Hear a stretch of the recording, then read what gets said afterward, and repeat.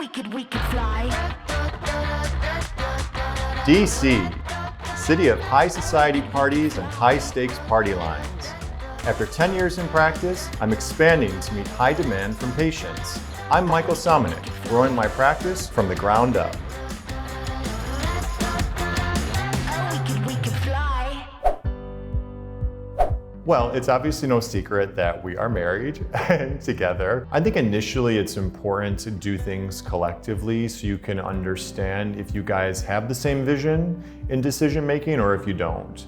And if you do, great, then you can sort of divide and conquer over time. But you really need to work with each other for a little bit to understand if that person and you understand each other. So we definitely have our strengths within the practice on what we can offer and bring in. The great thing about the practice is there's very little overlap in what we do. We see other partners in practice, and I think one of the hard stops is this competition between the partners. Someone always feels like the other person is taking something from them.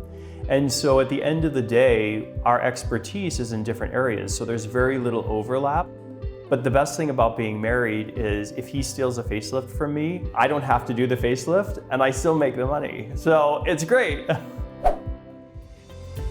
logistics, I think, is where it becomes somewhat of a challenge sometimes with us, where one may want to hire some type of provider or therapist or whatnot, where the other may not think that it's the right time. So I think that's where some of the disagreements come from, where someone may be wanting to go a little bit faster in the process and the other one may be a little bit more cautious, and that would be me. I think that the biggest challenge is learning to put your ego on hold. I always look at this, we don't have children, and so I look at the practice and the organization as our child.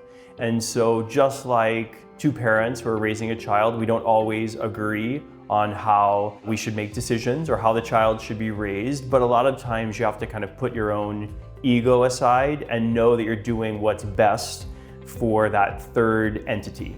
I would say that even in our personal relationship, we learned a whole different way of communicating, because you can't really fight at home and take that to work, and you can't really argue at work and take that home. And so you have to learn how to communicate on a much different level.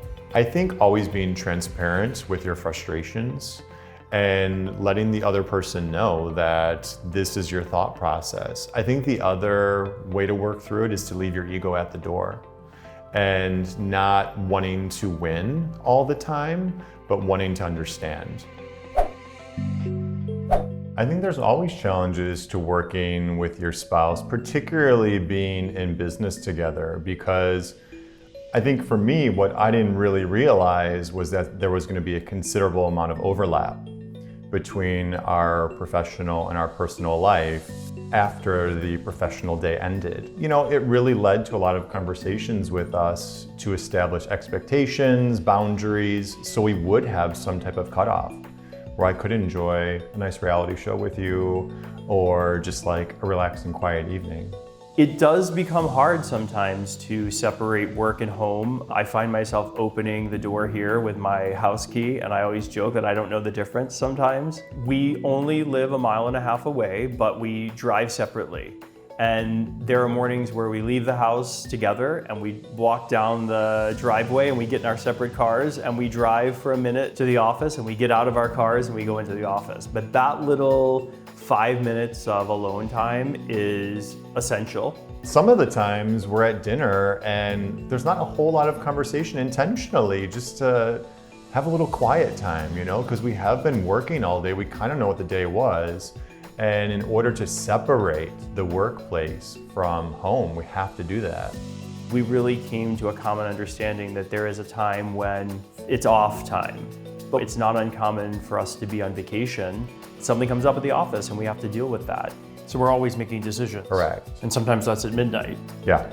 I really envy people that can turn their phones off, or sometimes I see silence or notification silence, and we never have that ability because we're always on call and we're always running a business 24 hours a day. So yeah, that's absolutely a challenge that we are always a work in progress. I tell each other that all the time.